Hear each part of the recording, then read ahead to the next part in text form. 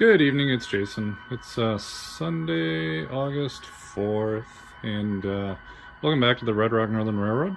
My name is Jason, I'm your host, and should have a quick update here, not a whole lot to share. I did take last week off, last Sunday. There was no update last Sunday.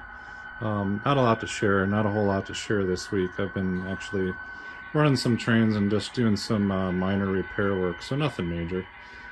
So let's just dive in, take a quick look at what's going on around the layout. A couple fix-it items. First of all, this actually I worked on and repaired 2 weeks ago. Had an interesting problem.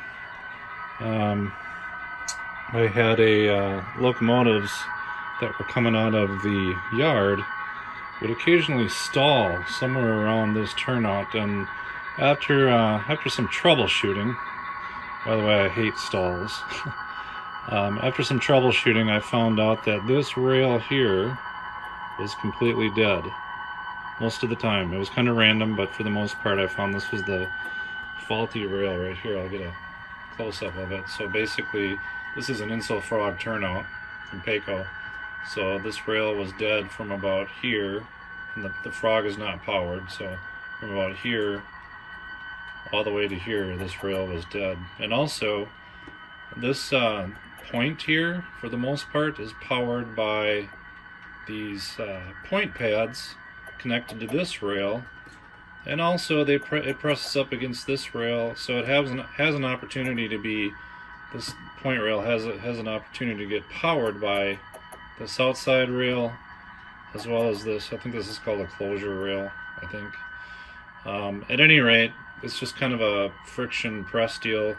To make a long story short, occasionally this point rail would also not be powered because it didn't have a firm enough contact with this outside rail, because of paint and gunk in here, and also because this rail was not powered at all.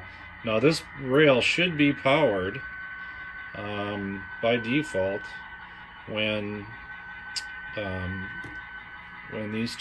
rest of the rails have feeders on them. For instance, this rail I power, this rail has a feeder on it, this rail has a feeder, that rail has a feeder, and there's also feeders down here. So evidently some kind of a connection issue with this turnout, causing this rail to not be powered. So all I did is I dropped a feeder into this rail. You can barely see it. What I did is I drilled a hole, I think it was right about here. I have to stick my head down here. Right here, that's actually the solder for the feeder. You can barely see it, so I drilled a hole, dropped the feeder down, soldered the feeder to the rail there on the outside, and then painted it with a paint marker. So can't even hardly see it. In fact, I had a hard time finding it when I came back to look for it. So that issue is all buttoned up. I don't have locomotives that are stalling anywhere on this turnout, so I feel better about that.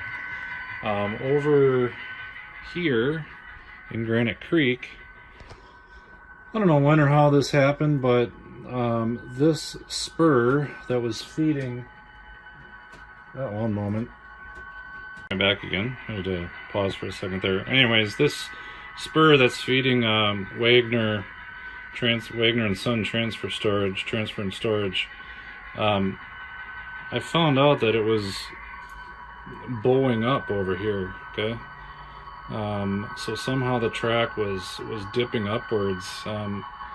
That was a mystery to me. I'm not sure how long it's been like that. I just started noticing it when, for instance, I was spotting a boxcar there. I'd put it all the way at the end, and he would float all the way down here on his own. I'd push it back, and once again it would come back and set right about there. So immediately I knew we had some kind of a leveling issue going on, and I brought it was so bad that if I came down here with my eyes, I could see it.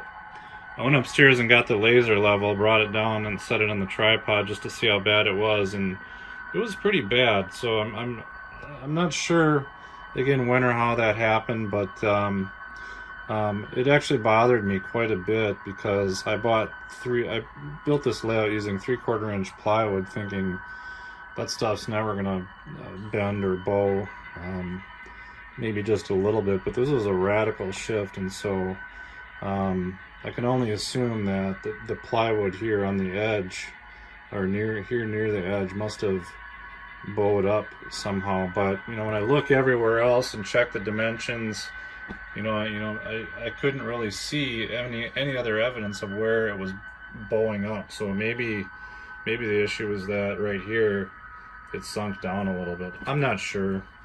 But rather than tearing up this whole town and replacing plywood or looking at it, obviously, what I opted to do was I just took and this spur is sitting on N scale cork road bed. I got the palm sander out and I just sanded down the cork, so you can see right about over here is where it started to kind of dip and flex. So I started sanding lightly here, and then as I got here more towards the edge, more towards the end, I've actually got the cork road bed sanded all the way down to the plywood. So that tells you that the bowl that I was dealing with, what way down here, was the thickness of N scale road bed. In other words, this railhead down here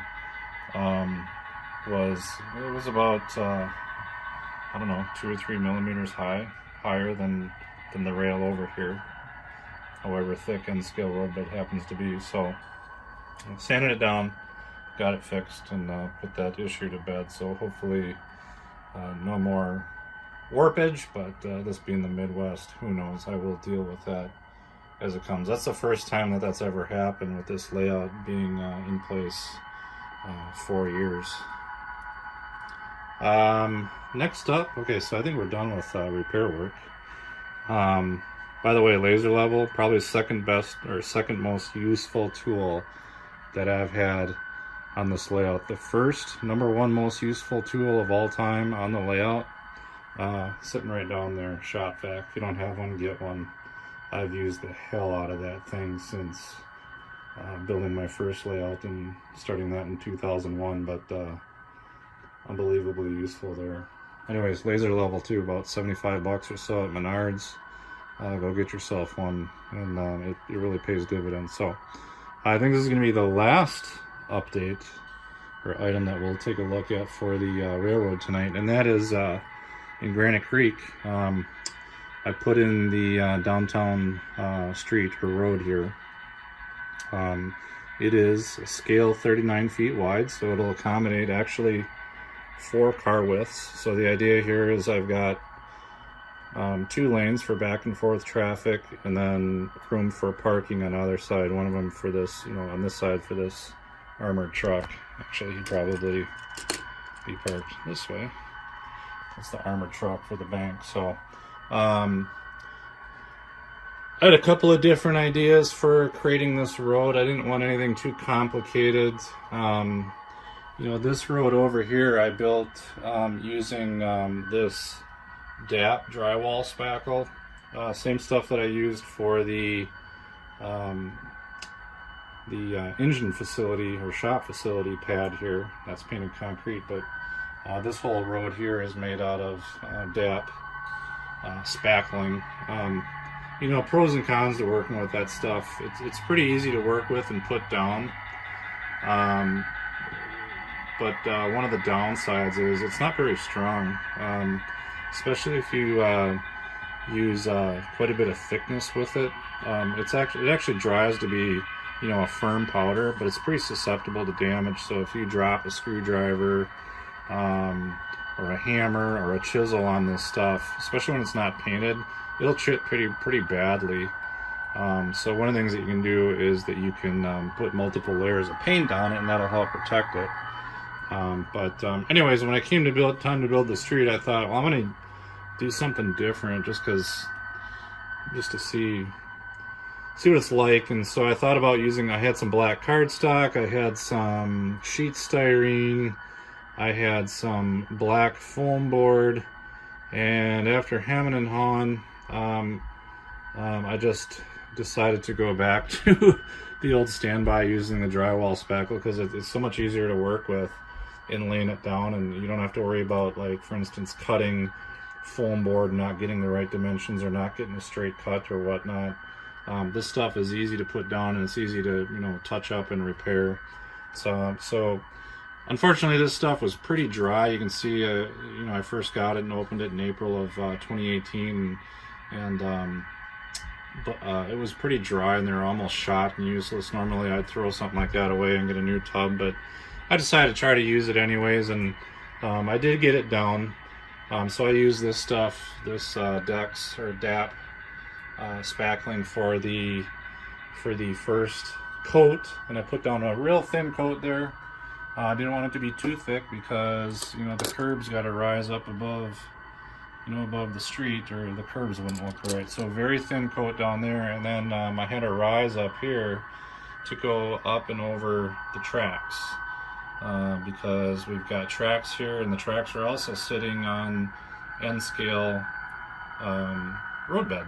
So I had to lay it down thicker over here. And then the second coat, I used Patch Plus primer made by 3M. Unfortunately, you can't find this stuff in the square tub at Home Depot, and I can't find it at all at Menards. So I ordered this stuff a while back through, I think, Amazon Prime or something like that. I saw another YouTuber who does really good work. He swore by this stuff, and I just thought I'd give it a try. I thought, well, I always thought spackle, but hey, if he swears by it and says it's easy to work with, I'll try this stuff. I really love this Patch Plus primer. It's got a different texture than the DAP. It's like really moist and creamy, and it's got the consistency of light frosting almost. So this stuff is really easy to lay down, much easier than the DAP. So for the second coat, I actually used this 3M Patch Plus primer, and you can see the difference in coloration where it dried. So this is the DAP, this is the 3M Patch Plus primer. Color wise, it doesn't matter because I'm going to paint it anyways, but I just thought I'd, you know, show you, you know, where I use the DAP and where I use the 3M stuff. So in between coats too, I also did sand quite a bit, okay, to get it level, get all the grooves out from the putty knife and so forth. Got my rail grooves in there, in the crossing. I used an NMRA gauge for that and a little wheel set, and just kind of dug it out. And yeah, real easy. Also, to get the straight lines when laying down the drywall spackle. Same thing as what I used over here for this road. I use this Woodland Scenics paving tape. It's just really some single face tape that you put down, and it's about the thickness of a curb, a little higher. Put it down, gives you a nice straight edge that you can follow and sand down to for your road. And it also is useful in putting in here between the rails, so you get nice consistent seams where, you know, the crossing ends and the ties begin. So all I got to do here now is, this is all sanded, ready to be painted, and so I'll put down some pavement colored paint. Yeah, I guess the last thing I'll just quickly mention is that as I'm kind of working on this scene here, I cut out some of the foam scenery for the sidewalk system, so get some sidewalks in there.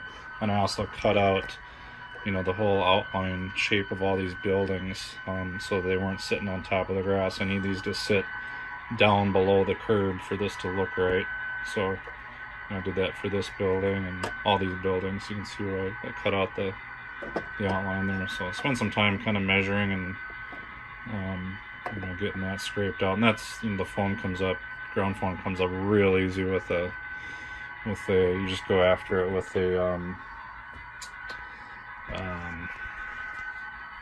one of these deals here. So anyways, that's really about it, I think. I'm going to sign off. I'll probably end up getting maybe some more work done this week. My daughter just left for a European vacation, so I'll have a little bit more time to myself, but maybe I'll get to figuring out what I actually want for this scene down here for Red Rock, and maybe start getting the road carved in there. This is a kind of a tight area, and I want it to kind of make sense, but I don't want it to look ridiculous either. So anyways, thanks for following the channel, and I'm gonna go ahead and sign off. Have a good week.